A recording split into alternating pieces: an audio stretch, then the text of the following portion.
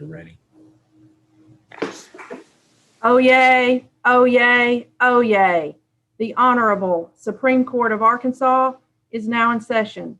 May all persons having business before this honorable court draw near, give attention, and you shall be heard. May God save these United States, the state of Arkansas, and this honorable court. Oh, good morning. We have some cases to hand down today. Justice Hudson.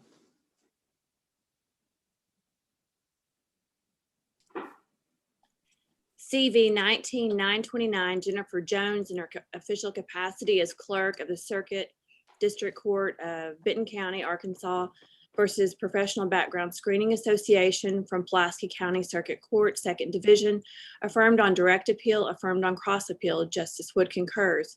Chief Justice Kemp concurs in part and dissents in part. Justices Hart and Womack join on direct appeal and dissent on cross appeal. CV-19-918 Douglas Companies, Inc., Merit Wholesale Distributors, Inc., Merchants Wholesale Distributors, Inc., Imperial Trading Company, LLC, Harrison Grocery, Inc., doing business as Pippin Wholesale Company, Harrison Company, LLC, and Glidewell Distributing Company versus Larry Walther, Director, Arkansas Department of Finance and Administration from Pulaski County Circuit Court, 5th Division, affirmed. Justice Hart, Wood, and Womack concur. CV-19-965, Tom G. Clowers versus Marilyn Edwards, former Washington County Judge, et al. From the Washington County Circuit Court, affirmed. Justice Baker concurs without opinion. Justice Hart dissents. Okay, thank you. Will the clerk please read the submissions? You're on mute. Thank you, Chief. There are 10 appeals being submitted to the court for decision this morning, the first of which will be our oral argument. Civil Case 20-247, City of Little Rock and Little Rock Municipal Airport Commission versus Pulaski County Assessor Janet Troutman Ward. This is an appeal from Pulaski Circuit. We have Criminal Case 19-926, Marvin Errol Stanton versus the State of Arkansas from Miller Circuit. Criminal Case 20-107, Billy Combs versus the state from Poinsett Circuit. Civil Case 19-962, Bear Cheney in his official capacity versus Union Producing LLC and others, an appeal from Ouachita Circuit. Civil Case 20-167, Arkansas Development Finance Authority versus Gene Wiley and others, an appeal from Chico Circuit. Criminal Case 19-176, Ronnie Flo versus the state from Columbia Circuit. Criminal 20-197, Dustin Blake Ward versus the state from Benton Circuit. Civil 20-146, Romario Waller versus the state from Lincoln Circuit. Civil Case 20-177, Corey Rabion versus Wendy Kelly in her official capacity as Director of the Department of Correction, an appeal from Lincoln Circuit. And finally, Civil Case 20-344, Roy Russell Sr. versus Dexter Payne as Director of the Department of Correction from Chico Circuit. In addition to those 10 appeals, there are 21 various motions and petitions being submitted to the court for decision this morning. Okay, thank you. At this time, we'll take up the oral argument in CV 20-247, City of Little Rock versus Pulaski County Assessor. And the court will acknowledge the appellate's attorney.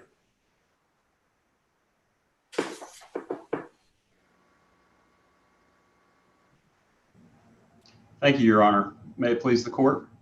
I'm Andy Taylor here on behalf this morning of the City of Little Rock and the Little Rock Municipal Airport Commission, and I've reserved 5 minutes of time for rebuttal. Your Honors, this case arises from the uniqueness of trying to operate an airport within a city. And as a result of that uniqueness, the airport comes into possession of property, and sometimes that property is not leased to anyone. And that property, the question in this case is whether that property is subject to taxation. We argue it's not. We argue that it's not because it's because it's not leased and there's clear case law that supports that position, but also because these properties are being actively used out at the airport. Now, while that situation is certainly unique to the airport, this decision could have broad implications for cities. That's what the amicus pointed out in its brief, and I just would draw the court's attention to that.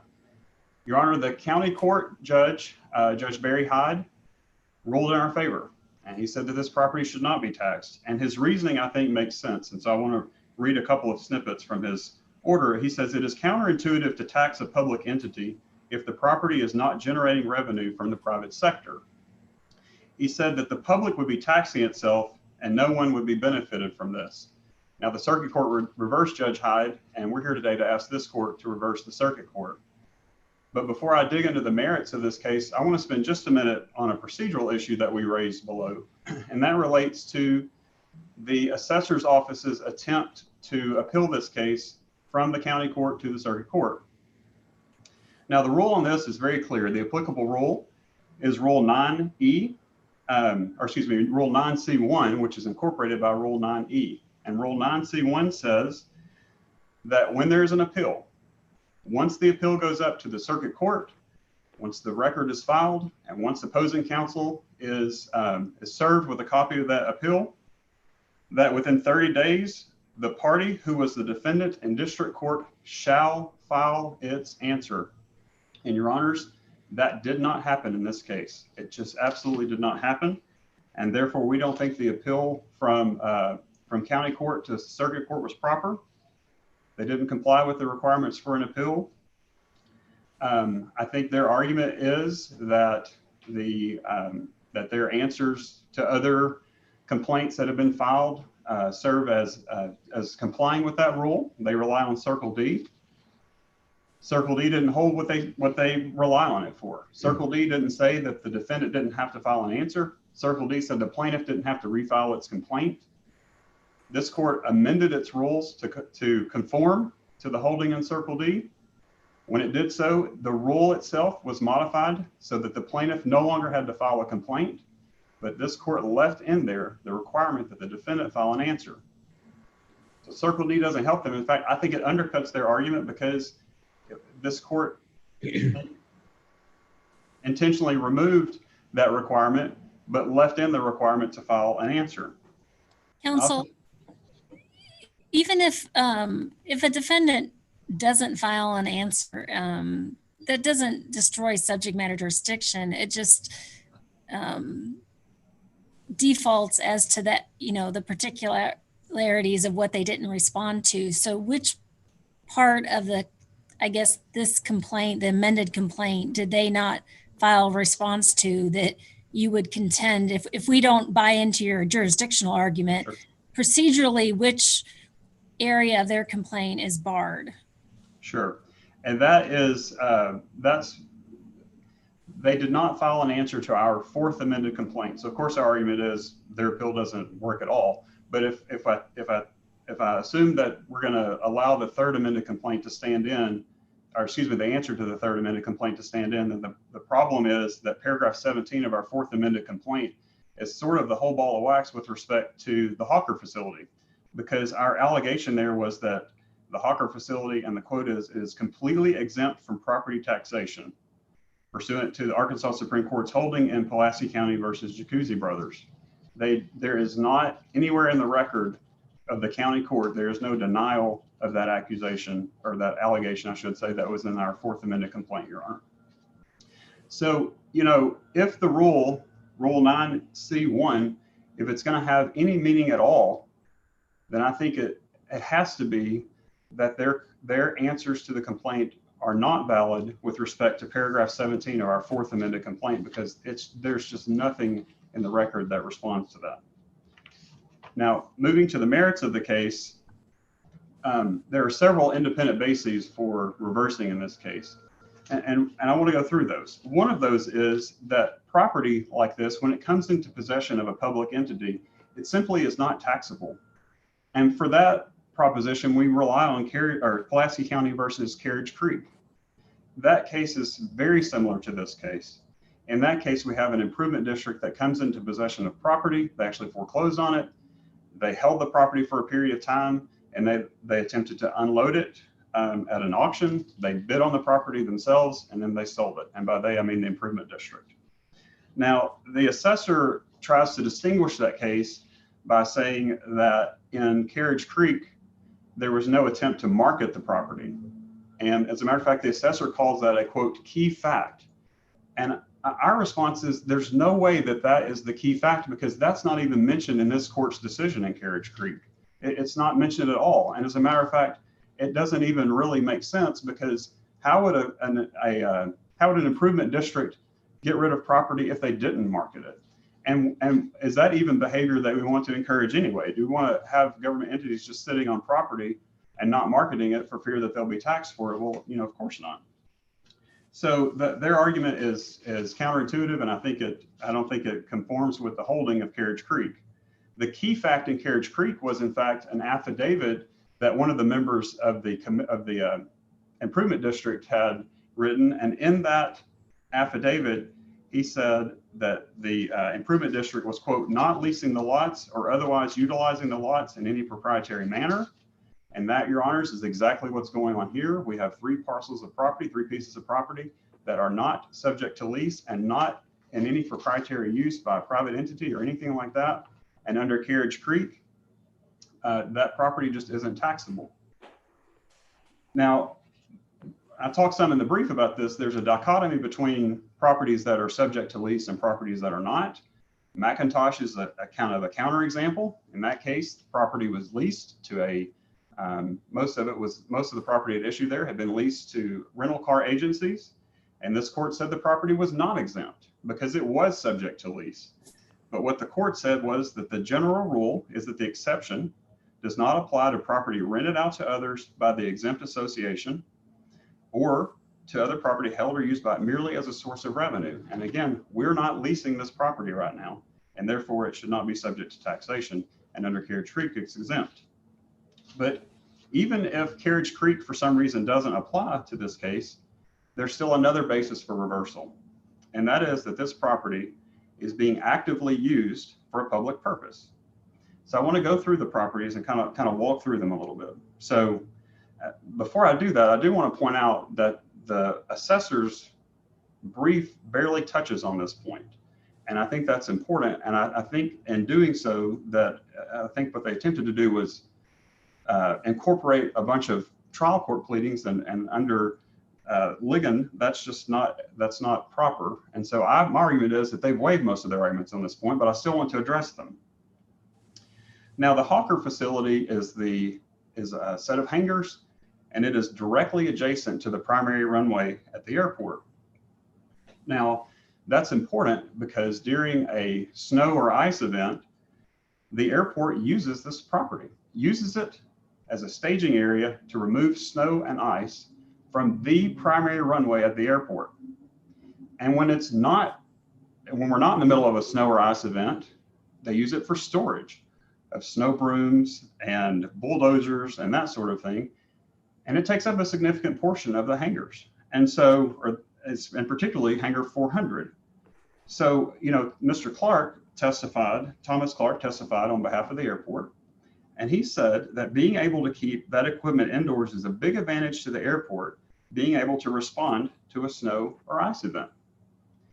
And the county has not contradicted any of this testimony, hasn't contradicted that that's what the property is used for.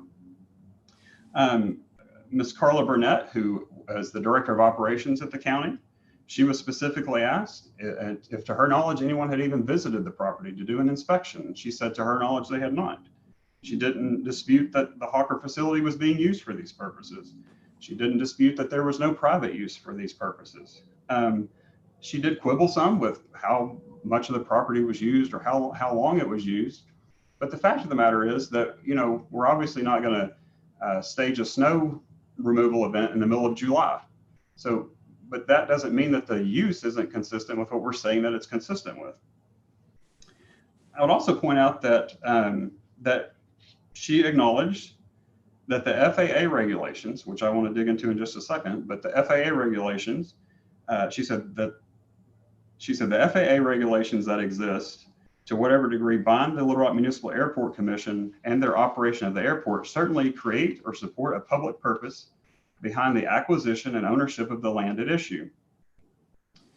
Now, Your Honor, I want to talk about those regulations because those specifically apply to the other two parcels of property, which are the carrier facility and the Southwest Airlines facility. The carrier facility is directly adjacent to the airfield. It is separated from the airfield only by a chain link fence. The FAA grant regulations say that an airport must, quote, take appropriate action to the extent reasonable, including the adoption of zoning laws to restrict use of land adjacent to or in the immediate vicinity of the airport to activities and purposes compatible with normal airport operations, and this is the important part, including landing and takeoff of aircraft. Now, I asked Greg Gardner, who works for the airport at the county court hearing, I asked him what sorts of things he was looking for and what sorts of things the airport would be concerned about. And he mentioned several things: the height of improvements on the property. He mentioned smokestacks, which of course would interfere with visibility, radio interference, glare, which again would interfere with visibility. And of course, Your Honors, we all know from property class, the best way to control a piece of property is to own it because you get the full bundle of sticks. And so that's why the airport owns these properties. Counsel, so I want to sort of hone in on that because in our sort of litany of case law from Robinson, Sister of Mercy, that sort of lineage, we paid attention to whether the government entity's ownership was proprietary in nature and sort of whether they were going to own it for the purpose of renting it, or was their purpose of owning it for a government function that incidentally they would rent it. So for Sister of Mercy, for example, they talked about that it was okay that there was sort of this mixed public-private use as long as the primary purpose was public, is what our court said. So was there sort of testimony, or what can you point me to in the record, that the primary purpose and that the reason they purchased those outer area 2 parcels was for the purpose that you're holding out, which is the buffering? Right, Your Honor. So I think what we look to here again is the testimony from Greg Garner and from Thomas Clark. These are the people who work at the airport. They're the ones who are intimately involved in making these decisions. And we have their testimony saying we're owning these properties in order to control the use, and they're the ones who would know. They work at the airport, and the assessor comes in and says, basically, nuh-uh. I mean, they don't really, they just dispute it, but there's no testimony to dispute it. They just, in their brief, they sort of say, well, maybe not. And so I think that testimony is unrefuted. And I think if you go back to Carriage Creek and keep in mind that in that case, the entire case turned on an affidavit, not testimony, but an affidavit that was filed at this, actually, I don't remember if it was circuit court or county court, but it was filed in the record. Here we had live testimony subject to cross-examination. And that's why they said they have the property. I think the other key fact to keep in mind on that point, Your Honor, is that if the primary purpose of purchasing property, if the airport's primary purpose in purchasing property was for revenue generation, then why are they only purchasing property adjacent to the airport? In other words, it's not like the teacher retirement system case. I don't know if that's one of the ones you mentioned, but that's one where clearly they were purchasing property as an investment, but they're purchasing property all over the place. The airport is purchasing property literally adjacent to the airport for the purpose of controlling its use subject to the FAA guidance. And let me point out one other case too, and I see my time's about to expire, but the case I would also point out to the court is Hardesty versus North Arkansas Medical Services, Inc. That case it's a Court of Appeals case from last year. And in that case, there were 7 parcels at issue. And I would note that one of those parcels was a vacant lot. And so what the Arkansas Court of Appeals said was that the assessor had failed to recognize that the parcels in Hardesty were used by the hospital in a manner consistent with the requirements and in furtherance of the hospital's charitable mission. In this case, these properties are being maintained and controlled and kept within FAA guidelines in furtherance of the airport's mission. I see that my time has expired. I'd like to reserve the rest for rebuttal unless there are other questions. Okay, thank you. The court will now recognize the appellee's attorney.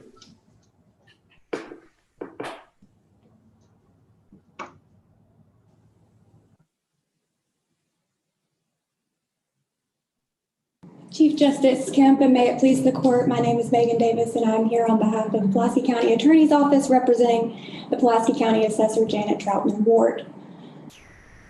I want to start by just redirecting us to what the issue is here today. Article 16, Section 5 of the Constitution does not exempt all public-owned property, but only that public-owned property in this instance, which is used exclusively for public purposes. And this court has been consistent in its application of that constitutional provision for over 100 years. In every case where this court looks at the exemption under Article 16, Section 5, the court's analysis hinges on use. Is it used exclusively for public purpose? And that's what we're looking at here today on all three parcels at issue. Were on the dates relevant to taxation, these parcels used exclusively for public purpose? To start off, to address the procedural issue that the airport brought up, in their brief, the airport states that the assessor failed to perfect the appeal. Justice Wood brought up the question of subject matter jurisdiction. In the brief and in the oral argument today, we're only talking about 9C. And this court has said that Rule 9C is procedural and not jurisdictional. We don't have any arguments that the assessor failed to comply with E or F or the perfection and jurisdictional questions. We have an argument that we failed to comply with 9C. Because 9C is not jurisdictional, it is procedural, substantial compliance is what's required. The airport argues that Circle D is not relevant in this case, but I think Circle D is quite relevant in this case. Circle D sought to fix an issue, a repleting issue. In Circle D, we had an appeal, and the complaint wasn't refiled in the second level because it was filed included in the record. And the court said there's no need to replead that complaint that's already included in the record. Because it's included in the record, that's substantial compliance. Here we have a similar occurrence. We have an answer that's included in the record, an answer that responds to the operative complaint included in the record. And the airport is arguing that in order to properly proceed under Rule 9, that the assessor needed to replead that answer that was already in the record that responded to the complaint already in the record. I think this court's been consistent. Counsel, has there been an answer ever filed to the fourth amended complaint? Justice Wood, there was not an answer filed timely to that fourth amended complaint, and we have admitted that below, and we admit that here. There was no answer filed to that complaint, and so we do have that paragraph 17 that was not directly answered. Now, paragraph 17 contained facts already admitted that the land is owned by the airport. We don't contest that this land is public property. The statement read by Mr. Taylor that the Hawker facility is completely exempt pursuant to Act 9, pursuant to Jacuzzi, we argue is a legal conclusion. In addition, despite the statement that nothing in the record ever has responded to deny that, there are other responses contained in the answers that deny that these properties are exempt from taxation. If that is to be alleged as a fact that this is completely exempt pursuant to Jacuzzi instead of a legal conclusion, then that legal conclusion has already been addressed by the statement in response to other paragraphs of the first complaints that this property is not exempt from taxation. So for that reason, we do not believe that the failure to respond to that Fourth Amendment amended complaint filed the third day of county court hearings bars the court's examination of whether or not the Hawker facility is taxable. Moving into the Hawker facility and Act 9, which we didn't really get, the airport didn't really get into that in their argument, but I think it's very interesting to take a close look at Jacuzzi and what that meant in regard to Act 9. Jacuzzi leans heavily on the decision of this court in Whalen versus Snap. And in that decision, it wasn't Act 9 equals exempt. Consistent with all the other case law this court has, put out on Article 16, Section 5, it looked at use. In Whalen versus Snap, the court looked at the use in accordance with Act 9 and determined that if a property is being used in accordance with Act 9, such use is equivalent to use exclusive for public purpose. There was still that examination of use exclusive for public purpose. Jacuzzi did not abandon that look at use. It still looked at use. It was just simply looking at, does the use exclusively for public purpose under Act 9 continue once the bonds have been matured and the bonds have been paid off? In Jacuzzi, the court determined yes, that public purpose continues. And it did so for a number of reasons. There was still pilot agreement in place. There was still industrial activity going on. It was still being used in accordance with the Act 9 framework. And because of that, the public purpose continued. This is quite different than the Hawker facility.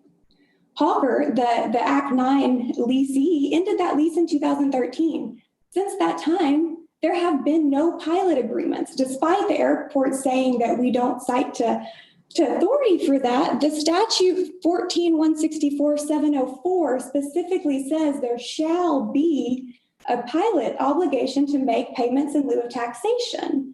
This doesn't exist with the Hawker facility. And even where it has been released and there is arguably industrial activity, there is no argument that that's not taxable once leased. So the contention that once Act 9, always Act 9 is not just going against this consistent 100 years of case law where we look at use exclusively for public purpose. It also ignores the fact that the Act 9 purpose has ended as it's not even used in accordance with Act 9 anymore. So for that reason, Hawker is on the same level as the others. We're no longer looking at Act 9. We're looking at, is it used exclusively for public purpose? Now, we heard some allegations of use. It was used for staging and for storage of snow equipment. Significant portion of the hangars were used. We have to look at what this is. This is a large facility. It is 6 buildings. We have some allegation of use for Building 400, that it was used for storage equipment. We have testimony that says it used most of it. The airport gets after Carla Burnett for not being able to refute the testimony that it was used in some way at some time in some percentage. But the burden is not on Carla Burnett here. The burden is on the airport to prove that this property was used exclusively for public purposes on the dates relevant to taxation. Nowhere in this record do we see when this equipment was there, how much of it was there. Counsel, do we have anything in the record that shows a private use of any of these facilities during the time period? During the time period at issue, they're all vacant and unleased, so there is no private use for these. But I think, again, saying there's no private use does not equate to exemption. The test is still, is it used exclusively for public purpose? And while there may be no private use, we don't have facts on the record that show they're used exclusively for a public purpose. So while Ms. Burnett could not negate the allegations that there was some use on some dates, some portion of 2 buildings, we only have allegation of use for 2 out of the 6 buildings, but we don't know when, we don't know how much. And this court's been clear that exemptions must always be strictly construed in favor of taxation and against exemption. Any doubt is to deny. There is doubt as to whether these were used exclusively for public purposes on the dates relevant to taxation. And then that puts, because Hawker... So counsel, I guess, and I think this was part of the argument at the trial court that I had difficulty following. You're asking the court to say that non-use of a public facility basically equates to private use or not exclusively public use. So non-use is not public use under the Constitution. And so because they couldn't prove they were using these for public use, that meant they were not tax exempt. But I think that's what appellant's argument is. That would carry out throughout the state, that anytime, part of a hospital or part of City Hall, or anytime anything is being vacant and not being used, now it's subject to tax. Is that your position? I wouldn't say our position is that anytime it's vacant and unused, it's not subject to taxation, or it's subject to taxation, because we do have cases like Carriage Creek. And I don't agree with the airport's contention that Carriage Creek means unleased equals exempt. I don't think that's the test. Is it used exclusively for public purposes? But if you look at what it is, who owns it, and the factual patterns and connections, there are times when vacant property may be considered used exclusively for public purpose, just like it was in Carriage Creek. In that particular instance, you have an improvement district that owns the property. They came into possession of the property because of foreclosure. They took possession of it because there was delinquent taxes. They held it only for the period necessary to sell it. And the purpose of selling it was to recuperate those funds that were lost. It was putting the piece of the pie back, so to speak. It was making itself whole again. And in that way, this court determined that use, which it was vacant property, it wasn't being leased or rented or utilized in a different manner, but the use this court saw was it's only being held from a foreclosure sale to recoup these delinquent taxes. And for that reason, this court thought it was immediate and direct. And being immediate and direct in that way makes sense. It makes sense with the purpose of what an improvement district is and recouping those foreclosed profits to make it whole again. So it's not our argument that never would vacant unused property be exempt. It's that in this case, there hasn't been any proof that it is used exclusively for public purposes. And regardless of vacant or unleased, that exclusive public purpose requirement doesn't go away if we're continuing to strictly adhere to these constitutional exemptions. Ms. Davis, let me ask you, how do you reconcile your position with the Municipal Airports Act, which is Arkansas Code 14-361-106A, which provides that the acquisition of any land pursuant to this Municipal Airports Act, and it lists several different functions as used, these uses are declared to be public and governmental functions exercised for a public purpose and matters of public necessity.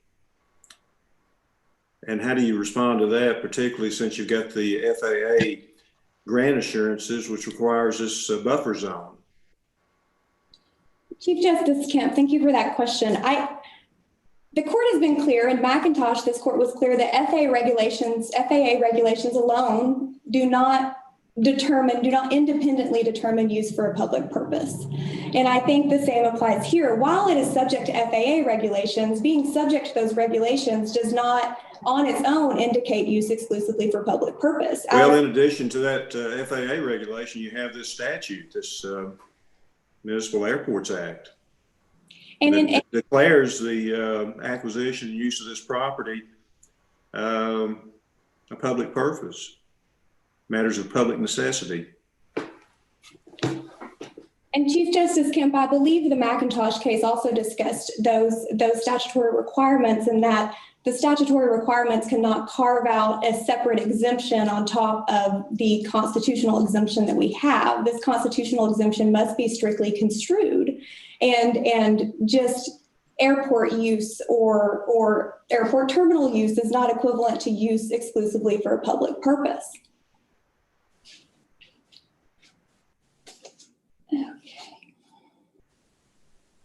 Ms. Davis, in your brief, you sort of explain what exclusive public purpose means, and you say the property must be actually and directly and exclusively used. Where did you get that standard of actually and directly? Yes, Your Honor. This court has been interpreting this constitutional provision for over 100 years, and it has been extremely consistent in its interpretation. But throughout its opinions interpreting this constitutional provision, it has used some particular adjectives with regard to the use. In Robinson, it talks about, and in Carriage Creek, this immediate and direct use. in how it talks, it must be actual active use. And so as we've progressed over 100 years of case law, there has been some adjectives thrown in that help to clarify this is the type of use we're talking about. It has to be direct. It has to be actual. It has to be active. It can't be this passive use. It can't be a secondary use. It must be the exclusive use, because that's the language in our Constitution. That's what's required if we're going to continue to strictly adhere.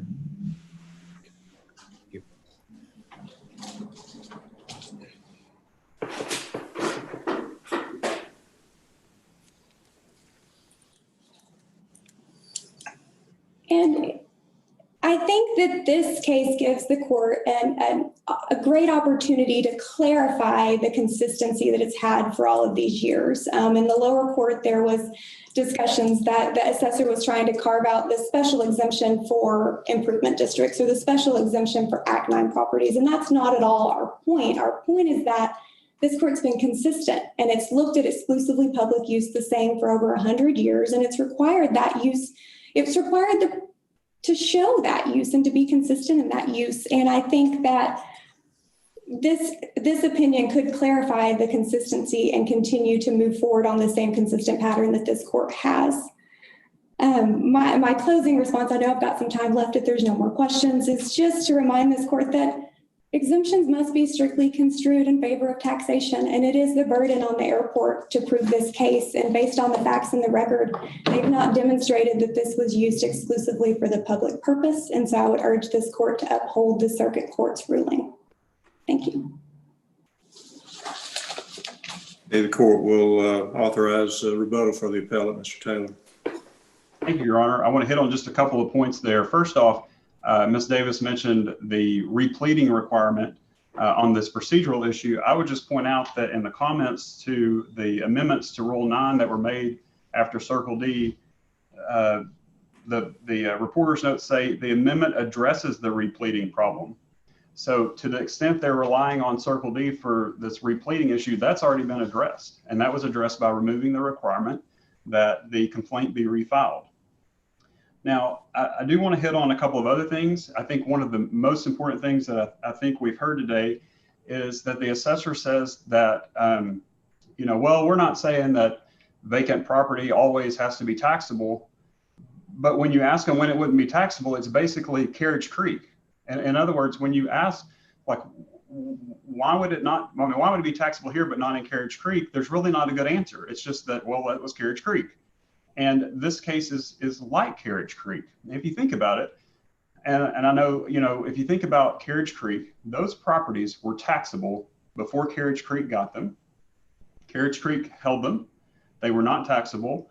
And then Carriage Creek got rid of them, at which point they became taxable again. And that's the same thing here. Now, we're not, especially with respect to the Hawker facility, which is within the secure airfield, we can't deed that property out to someone, but we're disposing of it through a lease. We're giving away some of the bundles of sticks, or conveying some of the bundles of sticks. And so that's our response there. Is it's the same situation as Carriage Creek.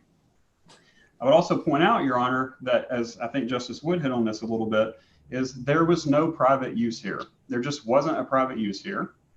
And Ms. Davis talks about how we didn't prove what was in use when. I would just refer the court to page 310 of the addendum, where at the county court's request, we did a chart that showed exactly what was being used and when it was being used.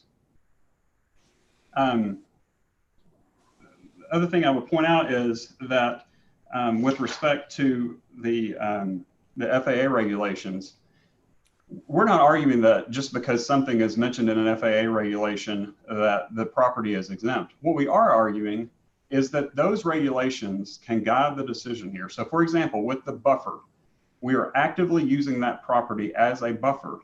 Now, yes, the FAA regulations do say that we should attempt in every way possible to control the property, control the uses of the adjacent property, to create this. It doesn't use the word buffer, but we use the word buffer to create this buffer around the airport.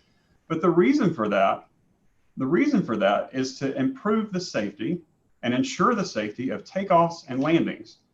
Well, set aside the FAA regulations for just a second. How can safe landings and safe takeoffs not be a public purpose? That doesn't really make sense. And so of course it's a public purpose. Now we cite the FAA regulations because they're there, but if we ignore them, it's the same public purpose. With respect to Act 9, I would just point out that typically at the end of an Act 9, there's a transfer of property.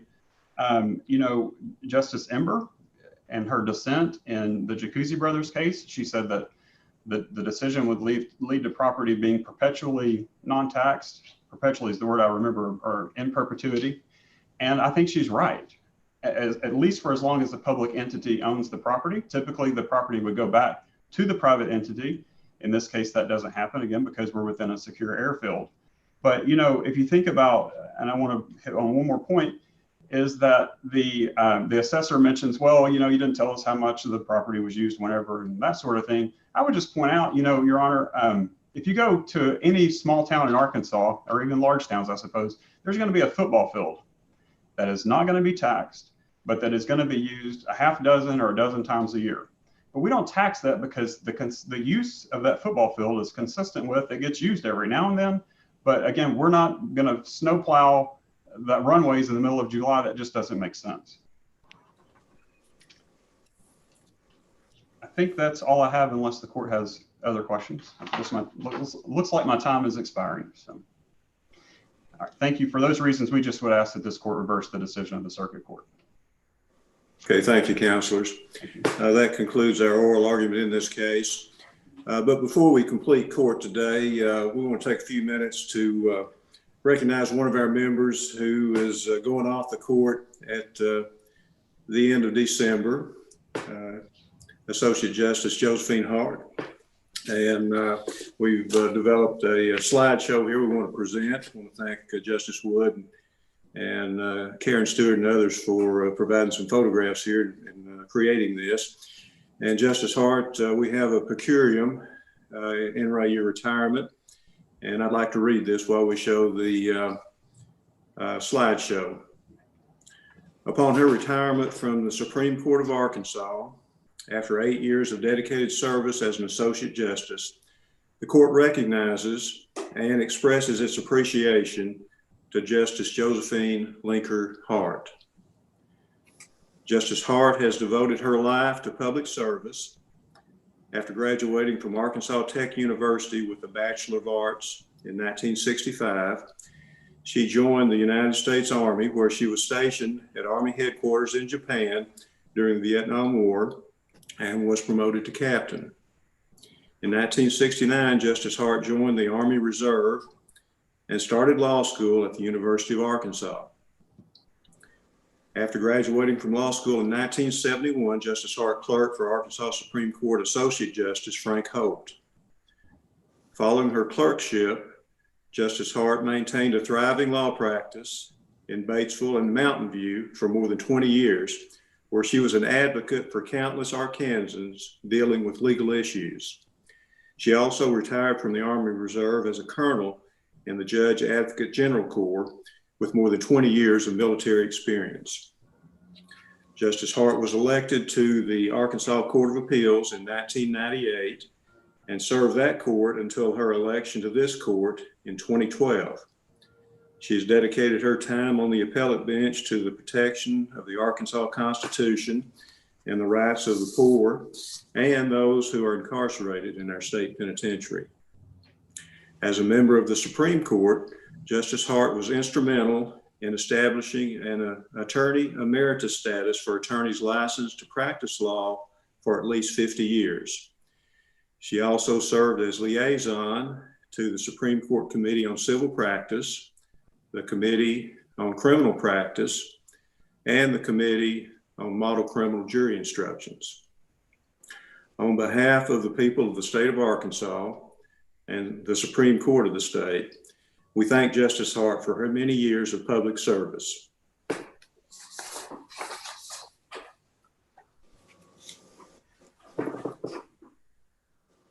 Justice Hart, I know in your office you have a United States flag that's flown over the United States Capitol, and the court would like to present you with an Arkansas flag that has flown over the Justice Building. I'm not sure if you can see this. There we go. And we want to make this presentation to you. And hopefully you will proudly display that in your office or in your home. And before we give you an opportunity to make some comments, each of the justices would like to congratulate you. So first, Justice Baker. Oh, congratulations on your retirement. I can tell you I'm really going to miss you. That of my 20 years on the appellate bench, 18 years of it I've served with you.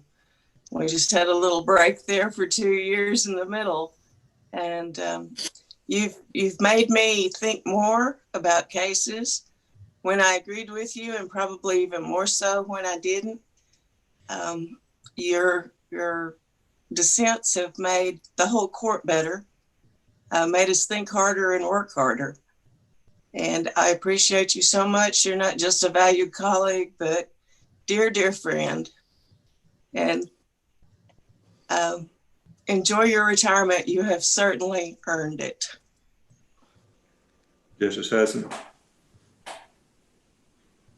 Justice Hart, I have had the pleasure of working alongside you as a colleague on 2 courts, at the Arkansas Court of Appeals and now at the Supreme Court. I can track my time with you back to 1998. And Justice Baker has said, good heavens, you've challenged me. We have agreed on a lot of things, but we have often disagreed. And every time that happens, you make me work harder and you make me sharper. And you have served the people of Arkansas so well by your passion. You have a very tough exterior. One of my favorite military figures ever will be you, but you also have this really tender and soft underbelly. And it's a love of people and a love of your job. I will never forget when you first joined our court. Karen and I will remember this forever.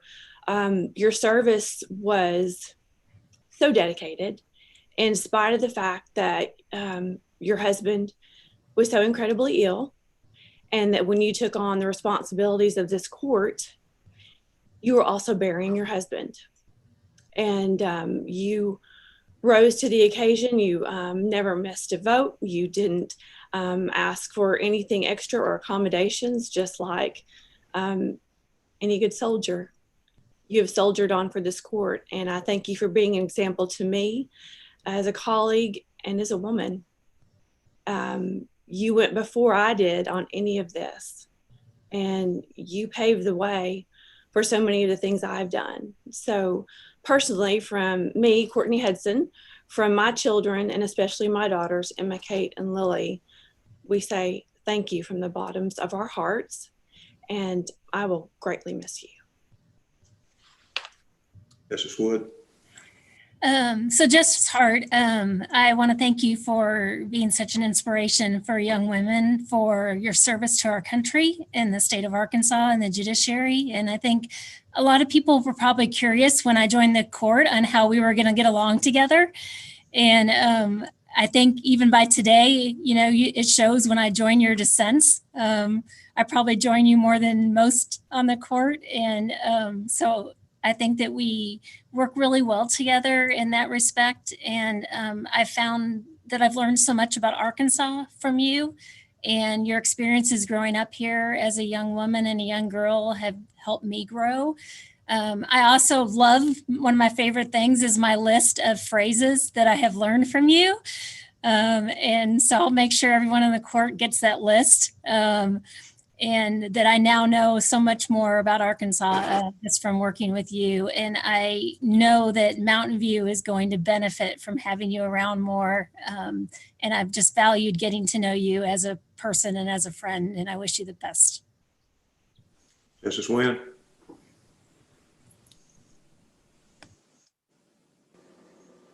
So, Joe, rarely do we not know where you stand on a case. Because you certainly are very, very vocal, and and always very thoughtful about all of your cases. One thing Justice Hudson said, and I've got to tell a little story about your tender belly and how kind you are, and sometimes you may not appear that way.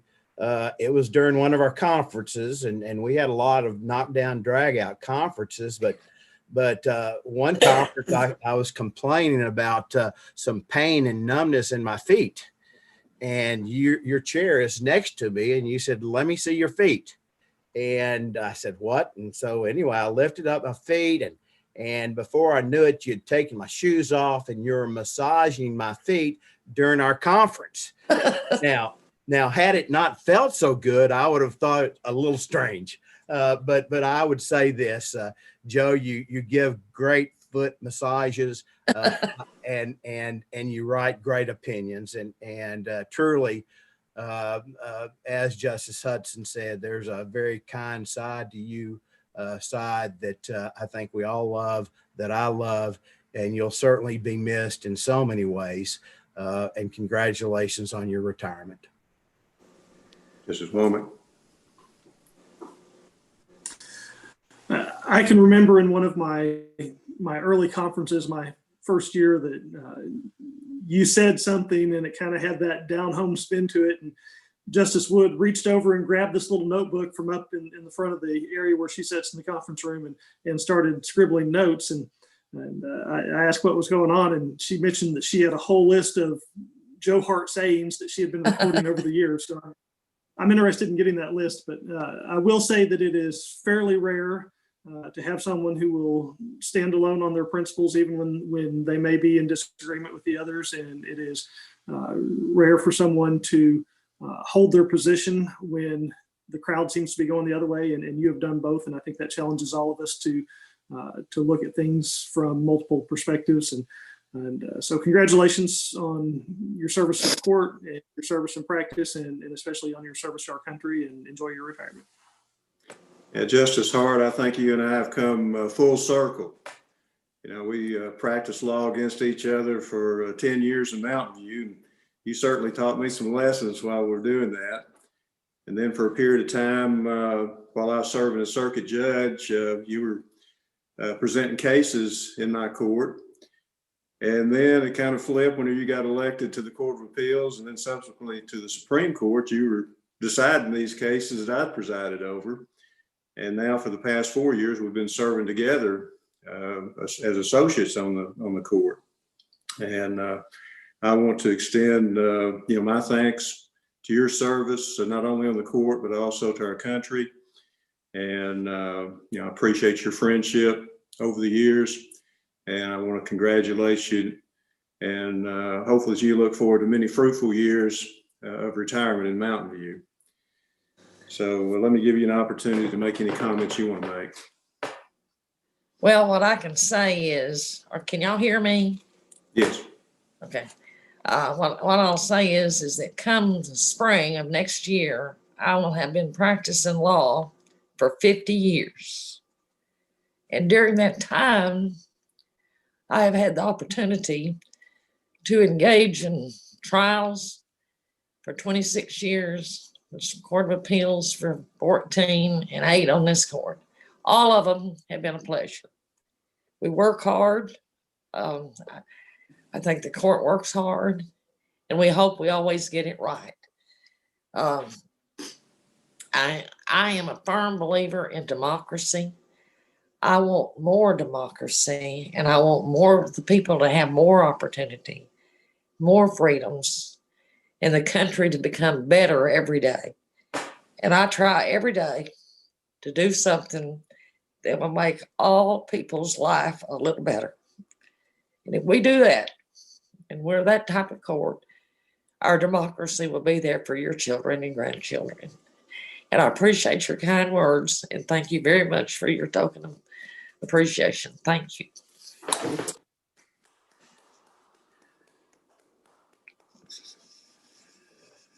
Thank you. And then on that, we will adjourn court today. Thank you for everyone's participation.